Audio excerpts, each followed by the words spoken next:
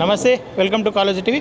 ప్రస్తుతం మనం సోమాజిగూడ ప్రెస్ క్లబ్లో ఉన్నాం. అయితే ఈరోజు ఇక్కడ పాత్రికేయుల రాజకీయ పార్టీ ఆవిర్భావం అలాగే రౌండ్ టేబుల్ సమావేశం జరిగింది. ప్రస్తుతం మనతో పాటు కోటేశ్వరరావు గారు ఉన్నారు.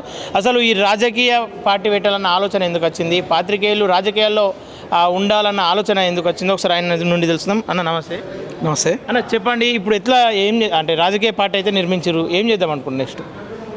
సామాన్యులని రాజకీయం అనేటటువంటి రంగం వైపు తీసుకెళ్లాలనేది మా యొక్క ఆలోచన. ఎందుకు అనంటే ఇప్పుడు ప్రస్తుతం ఉన్నటువంటి ఈ యొక్క ప్రజల యొక్క హక్కులు, ప్రజాస్వామ్యపు హక్కులు సద్వినియోగపరచాలి అని అంటే సామాన్యుడు రాజకీయాలకు రావాల్సిన అవసరం ఉన్నది. ఒక సీనియర్ జర్నలిస్ట్గా మొత్తం రాష్ట్రాలన్నీ తిరుగుతూ ఉన్నాం, క్షేత్రస్థాయిలో పరిస్థితులు చూస్తూ ఉన్నాం. ప్రతి ఒక్కరిని కూడా యువకులు, విజ్ఞానులు, మేధావంతులు అందరూ కూడా సార్ రాజకీయం అనేది అందని ద్రాక్ష, ఈ కోట్ల రూపాయల డబ్బు మా దగ్గర లేదు, ఖర్చుతో కూడుకున్నది అంటే రీసెర్చ్ చేశాం. మా సీనియర్ జర్నలిస్టుల బృందం ఒక 4 జర్నలిస్ట్ సంఘాలు అన్నీ కలిసి అఖిల భారత వర్కింగ్ జర్నలిస్టుల సంఘం, తెలంగాణ జర్నలిస్ట్ సంక్షేమ సంఘం, తెలుగు జర్నలిస్టుల సంక్షేమ సంఘం, ఇంకా 2-3 సంఘాలు ఇన్వాల్వ్ అయిపోయి ప్రజలను చైతన్యపరచాలి. పార్టీలు, పాలక పార్టీ, ప్రతిపక్ష పార్టీలు ఒకరి మీద ఒకరు దుమ్మెత్తుకొని పోసుకుంటూ విలువైనటువంటి సమయాన్ని, ప్రజా వనరులను ప్రజలకు, ఎందుకంటే ఇప్పుడు ప్రజలకు ప్రాబ్లం వచ్చినప్పుడు ఇన్స్టాంట్ జస్టిస్ జరగాలి, అది జరగడం లేదు. ఇంకొకటి ఏంటిది అని అంటే ఈ రాజకీయ రంగాలనేది ముందు ఇంకా అందని ద్రాక్షలాగా పోతూ ఉంటే సామాన్యుడు ఊహించలేము. కాబట్టి ఎలక్షన్లు అయిపోయిన తరువాత దీన్ని ఒక మహాయజ్ఞంగా తీసుకొని ముందుకు పోతున్నాము. రేపు స్థానిక సంస్థల ఎన్నికల్లో తెలంగాణలో 12,000 చిల్లర, దగ్గర 500 చిల్లర స్థానిక సంస్థల్లో యువకులను మేము కొన్ని కండిషన్స్ పెట్టాం, టర్మ్స్ పెట్టాం. Minimum qualification 10th or inter ఉంటూ ఆ యొక్క సమాజం మీద పూర్తి అవగాహన ఉండి స్థానిక సమస్యల పట్ల చిత్తశుద్ధ ఉన్నటువంటి యువకులు ఎవరైతే ఉన్నారో వారి యొక్క ఎకనామికల్ క్యాలిబర్కి సంబంధం లేకుండా అక్కడ అతన్ని నిలబెట్టి ప్రజల్ని ఎడ్యుకేట్ చేస్తాం, ప్రజల్ని కౌన్సిలింగ్ చేస్తాం. క్షేత్రస్థాయిలో ఉన్నటువంటి మా యొక్క పత్రికా విలేకరులు కానివ్వండి, ఎలక్ట్రానిక్ మీడియా జర్నలిస్టుల సహాయం, ప్లస్ ఆ గ్రామంలో ఉన్నటువంటి టీచర్స్ ఎస్పెషల్లీ వీళ్ళందరికీ కూడా అప్పీల్ చేస్తాం, దయచేసి ప్రజల్ని చైతన్యం చేద్దాం. ఏంటి అంటే ధనస్వామ్యం కాస్త ప్రజాస్వామ్యంగా మారుద్దాం. ఎందుకంటే ఈ యొక్క క్యాపిటలిస్టులు అందరూ ఏం చేశారంటే ఎలక్షన్ వచ్చింది అంటే సంథింగ్ అమౌంట్ వస్తుంది అనేటటువంటి ఒక ఎమోషన్ని క్రియేట్ చేశారు ప్రజల్లో. ఎవరు ఎక్కువ డబ్బులు పంచితే వాళ్ళకు ఓటేసేటటువంటి దాన్ని కల్పించారు. కాబట్టి వాళ్ళని అనటం కన్నా ప్రజలను మార్చుకుంటే లాభం ఉంటుంది. ప్రజలను మారాలంటే ఇక్కడ ఒక లింక్ సిస్టమ్ ఉంది. ఒక మంచి వ్యక్తిని నిలబెట్టాలి, అర్హత ఉన్న వ్యక్తులు నిలబెట్టాలి, సమర్థత, తర్వాత నిబద్ధత, నిజాయితీ ఉన్న వ్యక్తులు నిలబెట్టాలి. ఇవి నిలబెట్టాలంటే వాళ్ళకి భరోసా కలగాలి. మేము ఎలక్షన్లు నిలబెడితే ప్రజలు మమ్మల్ని నమ్ముతారన్న గ్యారంటీ ఏందని వాళ్ళు అడుగుతారు. వీళ్ళకు ఈ యొక్క ఆల్ ఇండియా జర్నలిస్ట్ పార్టీ అనేది వీళ్ళకు భరోసా ఇస్తుంది, కౌన్సిలింగ్ చేస్తుంది, ప్రజల్ని కన్విన్స్ చేస్తుంది. ఈ యొక్క మహాయజ్ఞంలో మొత్తం print, electronic, web, social, YouTubers across the global ప్రతి ఒక్కరు కూడా ప్రజల్ని కన్విన్స్ చేయడంలోనే ఉంటారు. అంటే ఇది ఒక సరికొత్త రాజకీయ విప్లవం. ఎందుకంటే గతంలో మాదిరిగా ఒక పార్టీ ఏర్పడితే పాలకపక్ష తప్పులు, పాలకపక్షం నువ్వు ఇది చేసావు, ఆ స్కామ్ చేసావు, ఈ స్కామ్ చేసావు. ఇప్పుడు దీనికి కాదు, where there is a problem there is a solution. అంటే జీరో బడ్జెట్ అని చెప్పేసి ఒక అంశం ఏర్పాటు చేశారు. మొత్తం పూర్తిగా పొలిటికల్ మొత్తం పొల్యూట్ అయిందని చెప్పేసి క్లియర్గా కనిపిస్తుంది. ఈ సందర్భంలో జీరో బడ్జెట్ అనేది సాధ్యమవుతుంది అంటారా? జీరో బడ్జెట్ ఖచ్చితంగా సాధ్యమవుతుంది. ఫర్ ఎగ్జాంపుల్ ఇప్పుడు పవన్ కళ్యాణ్ గారిని తీసుకుందాం. వారి యొక్క హానెస్టీ ఇన్స్పిరేషనబుల్. ఇక్కడ ప్రజలు నమ్మటానికే సమయం పట్టింది పవన్ కళ్యాణ్ గారికి. నమ్మటం మొదలు పెడితే ప్రజలు ఎట్లా ఆశీర్వదిస్తారో తెలిసింది. అంటే పవన్ కళ్యాణ్ గారు కూడా సక్సెస్ అయిపోయారు ప్రజల్ని కన్విన్స్ చేయటంలా. ఎందుకంటే డబ్బు తీసుకొని ఓటేయడం తప్పు, డబ్బులు తీసుకోవద్దు, మీకు సేవలు అందుతాయి, సేవకుని పెట్టాలి అని చెప్పేసి అన్నారు. సో ఇక్కడ కూడా ఏంటంటే అట్లా ఒక జయప్రకాష్ నారాయణ గారు కానివ్వండి, ఇట్లా ఇప్పుడు ఇంకొకటి ఏంటంటే ప్రజెంట్ సొసైటీలో జరుగుతున్నది ఏంటంటే ఒక వ్యక్తి గెలిచినప్పుడు గెలుపును మాత్రమే చూపిస్తుంది సొసైటీ. అదే సమయంలో ఒక టీచర్ కాంపిటీటర్గా ఉన్నది చూపించట్లే. ఇప్పుడు మా దగ్గర ఉన్నటువంటి ఒక జర్నలిస్టు లాస్ట్ టైం ఎంపీ ఎలక్షన్లో నిలబడ్డాడు వరంగల్లో. 8,000 votes he got. 8,000 votes he got. ఇందాక మాట్లాడిపించాం అతనితో కూడా. మా ప్రొఫెసర్ గారు వేలాద్రి గారు పోటీ చేశారు ఖమ్మంలో. He got some votes. మరి వాళ్ళు ఎట్లా వేశారండి? అంటే ప్రజలను మార్చుకోగలిగితే మార్పు సాధ్యం అని ఈ యొక్క జర్నలిస్టుల రాజకీయ పార్టీ భావన. అందుకే మా సిద్ధాంతం కూడా జీరో బడ్జెట్ పాలిటిక్స్ సాధ్యము అని నమ్ముతున్నాం. ఎందుకంటే ఎప్పుడైతే ఓటును కొనుక్కొని మనమే చెప్తున్నప్పుడు ప్రజలు ఎందుకు అమ్ముకోరండి? ఇప్పుడు రాజకీయ పార్టీ ఆవిర్భావం అయినట్టేనా? మ్యాక్సిమం అయిపోయినట్టే. రౌండ్ టేబుల్ అందరి తీసుకున్నాం. ఇక ఆ విధి విధానాలు ఎలక్షన్ కమిషన్కి పంపించుకోవటాలు, వాళ్ళకు గుర్తులు, తర్వాత పేర్లు సంథింగ్ మెన్షన్ చేస్తాం. రేపు స్థానిక సంస్థల ఎన్నికల్లో ఎట్లాగా రాజకీయ పార్టీ పేరుతోటి రాము కాబట్టి, ఎందుకంటే పార్టీలకు అతీతంగా వస్తారు కాబట్టి, రేపు తెలంగాణలో జరగబోయే స్థానిక సంస్థల ఎన్నికల్లో 100% టోటల్ అన్ని గ్రామాల్లో అభ్యర్థులను నిలబెడుతున్నాం. ఓకే, అంటే ఇందులో ఎవరికి ఎక్కువ ప్రిఫరెన్స్ ఉండబోతుంది?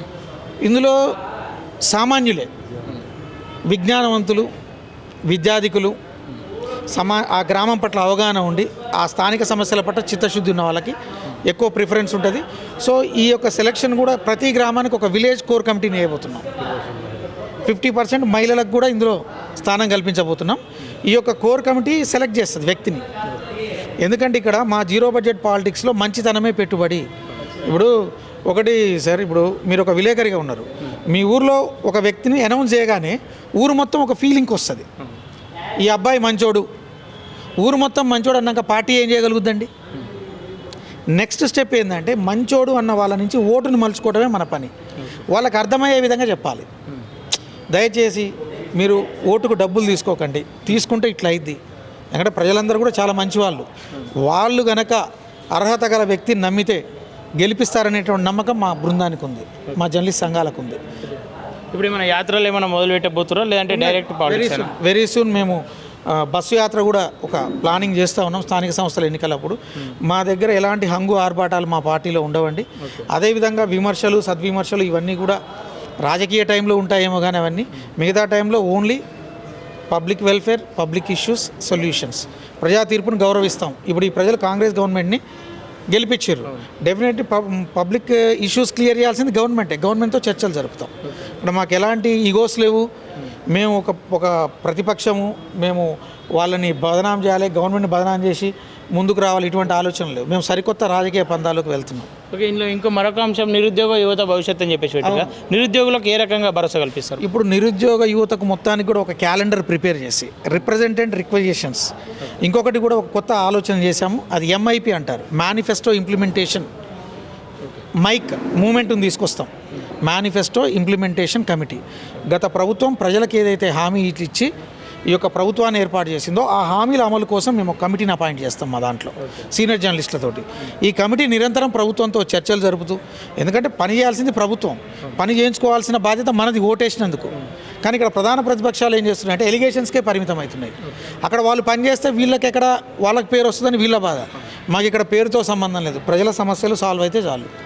కాబట్టి మేమేమంటామంటే గవర్నమెంట్ మీరే పని చేయండి, మీరే క్రెడిట్ తీసుకోండి. ఇప్పుడు నూతన పార్టీ పెట్టాలన్న ఆలోచన ఎందుకు వచ్చింది ఈ సందర్భంలో? సామాన్యుడు రాజకీయాల వైపు వెళ్ళాలి.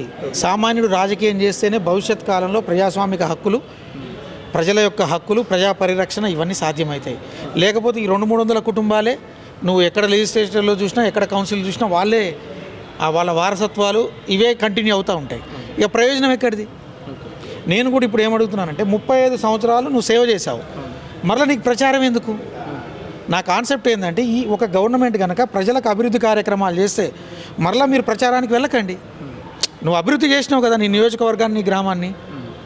మేము ఉంటాం అట్లా. మీరు ఒకసారి మాకు అవకాశం ఇవ్వండి. గ్రామాల్లో మేము నిలబెట్టినటువంటి మీ ఆలోచనలకు, మీ ఊహలకు, మీ ఆకాంక్షలకు అనుగుణమైనటువంటి ఒక వ్యక్తిని మీ గ్రామంలో నిలబెడతాం. మంచితనమే మా పెట్టుబడి. డబ్బులు మా దగ్గర ఉండవు, మేము సెలెక్ట్ చేసే క్యాండిడేట్ దగ్గర ఉండవు. డబ్బులు కొనం, మేము పూర్తి వ్యతిరేకం. మా పార్టీ ఏర్పడ్డదే జీరో బడ్జెట్. డబ్బులు పెట్టి ఓటు కొనం. ఎందుకంటే విద్యను అభ్యసించి ఉన్నత విద్యావంతులం, మేము జర్నలిజంలో ఉన్నవాళ్ళం, సీనియర్ జర్నలిస్టులం, సమాజాన్ని చదివిన వాళ్ళం, చూసిన వాళ్ళం. ఇప్పుడు మిగతా వాళ్ళకు మాకు తేడా ఏముంటుంది? క్యాపిటలిస్ట్ అయిపోతాం. క్యాపిటలిస్ట్ ఏమైపోతాడు? ఇప్పుడు ఈరోజు 1 లక్ష ఖర్చు పెట్టింటే 10 లక్షలు సంపాదించుకుంటాడు. ఒక ఎమ్మెల్యే 50 కోట్లు ఖర్చు పెడితే 100 ఎట్లా వస్తాయని చూస్తాడు. నేనేమంటున్నా అంటే సేవకుని పంపిస్తాం మీ గ్రామానికి, మీరు ఆలోచించండి, మీరు జడ్జిమెంట్ ఇవ్వండి. దయచేసి వేరే ఎవ్వరు డబ్బులు ఇచ్చినా తిరస్కరించండి. అసలు ఆ సాంప్రదాయమే వద్దంటున్నా. ఆ తరతరాలకు కూడా అది ఇప్పుడు వాళ్ళు ఇచ్చిన 1000-2000 తోటి అయితే 5 సంవత్సరాలు బతకలేరుగా. మరి ఎందుకు తీసుకోవడం?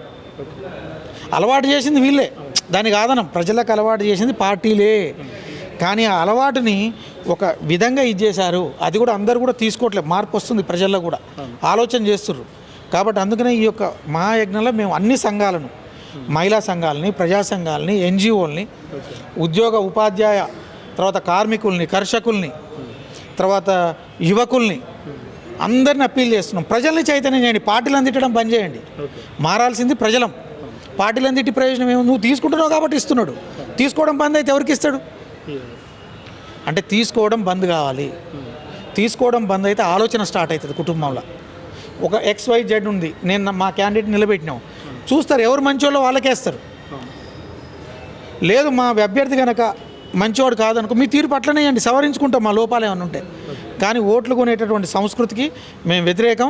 ఓటు నమ్ముకోవద్దని ప్రజాస్వామ్య పరిరక్షణ వేదిక మీద కూడా మేము ఉద్యమాలు చేసినాం గతంలో. ప్రతి ఇంటి ముందు కూడా జగిత్యాల అయితే చాలా జిల్లాల్లో, సూర్యాపేట, నల్లగొండ అన్ని జిల్లాల్లో ప్రతి ఇంటి ముందు కూడా ప్లే కార్డులు పెట్టారు పిల్లలు. మా ఓటు అమ్ముకోము, ఎవరు రావద్దు, మేము ఆలోచించి ఓటేస్తాం, నిజాయితీకి పట్టం కడతామన్నారు. కాబట్టి అటువంటి సిద్ధాంతాలతోటి ఈరోజు మీ ముందుకు వచ్చింది ఈ యొక్క జర్నలిస్ట్ పార్టీ.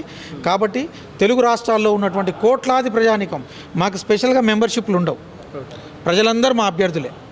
ఎందుకంటే ప్రజా సమస్యల కోసం పెడుతున్న పార్టీ ఇది, వేరే ఏం కాదు. ఇక్కడ ప్రతి ఒక్క ప్రజలు ఇప్పుడు వేరే పార్టీ వాళ్ళు వచ్చి దీనికి పరిష్కారం కావాలన్నా కూడా మేము పరిష్కరించేస్తాం. ఫైనల్గా రాష్ట్రంలో ఉన్న జర్నలిస్టులకు కానీ, అంటే రెండు రాష్ట్రాల్లో, తెలుగు రాష్ట్రాల్లో పెడుతున్నామంటారు కాబట్టి జర్నలిస్టులకు మీరు ఏం చెప్పదలుచుకోరు, ఎట్లాంటి వాళ్ళను ప్రోత్సహించాలని చెప్తారు? ఇప్పుడు స్థానిక ఎన్నికలు రాబోతున్నాయి, అనేక మంది యువత కూడా ఇంట్రెస్ట్గా ఉన్నారు, వాళ్ళకి ఏ రకమైన మద్దతు తెలపాలని చెప్పి సూచిస్తారు? ఇప్పుడు నా పాత్రికేయ సోదరి మనందరూ అక్రాస్ ద గ్లోబల్ వివిధ రంగాల్లో, అంటే print, electronic, web, YouTubers, social media వారియర్స్గా పనిచేస్తున్నటువంటి నా సోదరులందరికీ కూడా ఒకటే విజ్ఞప్తి, దేశంలో కొత్త చరిత్ర సృష్టించాం ఈరోజు. జర్నలిస్టులు రాజకీయ పార్టీ పెట్టడం అనేది ఒక చరిత్ర. ఎందుకంటే ఒక నెగిటివ్ ఐటమ్స్ రాస్తేనే వెంటబడి వేటాడిస్తున్నటువంటి సమాజం ఇది ఇక్కడ. అట్లాంటిది ఒక రాజకీయ పార్టీతో మేము ముందుకు వచ్చినాం అంటే ఎంత ధైర్యం, ఎంత ఆలోచన, ఎంత ప్రణాళిక ఉంటే రావాలి ఇక్కడ. అంటే మనకు ఒకటే ఇక్కడ మంచి చేయాలనే తపన ఉంది, సంకల్ప బలం ఉంది. జీరో బడ్జెట్ అంటూనే మన దగ్గర ఏం లేదని చెప్పేశాం ప్రజలకు. ఇక వాళ్ళు ఏం ఎక్స్పెక్ట్ చేస్తారు? ఏం ఎక్స్పెక్ట్ చేయరు ఇక్కడ. ఇంకొకటి ఏంటంటే మేము ఫెయిల్యూర్స్ స్టోరీ చదివాం, సక్సెసివ్ పర్సన్ స్టోరీ చదివాం, ప్రస్తుత పరిస్థితుల్ని ఇన్వెస్టిగేట్ చేసుకొని మేము చివరికి వచ్చిన కన్క్లూజన్ ఏంటంటే, నా పాత్రికేయ సోదరి మనందరూ మన మీద ఎలా అంటే, నేను ఇందాక కూడా చెప్పా మీటింగ్లో, ఊర్లో ఉన్నటువంటి పొలిటీషియన్స్ ఇచ్చే 500, 1000 కూడా అవినీతి భూతద్దంతో చూస్తున్నారు ప్రజెంట్ రాజకీయ నాయకులు. కాబట్టి వాళ్ళ పని వాళ్ళు చేసుకొనియండి, మనం ప్రజలను మార్చే పనిలో పడదాం, ప్రజలను చైతన్యవంతం చేద్దాం. ఈ యొక్క విలేజ్ కోర్ కమిటీలలో ఖచ్చితంగా ఒక జర్నలిస్ట్ ఉంటాడు. ఒక మంచి వ్యక్తులను ఎన్నుకుందాం, సామాన్యులను ఎన్నుకుందాం. వీళ్ళకి సంబంధించినటువంటి సహాయ సహకారాలన్నీ కూడా ఈ యొక్క స్టేట్ టీం నుంచి వారికి అందుతాయి. వీరికి అందరినీ భాగస్వామ్యం చేద్దాం. అవసరమైతే రాజకీయాలు తెలియని వాళ్ళని ఇంట్రడ్యూస్ చేద్దాం, మంచి పేరున్న వాళ్ళని ఇంట్రడ్యూస్ చేద్దాం.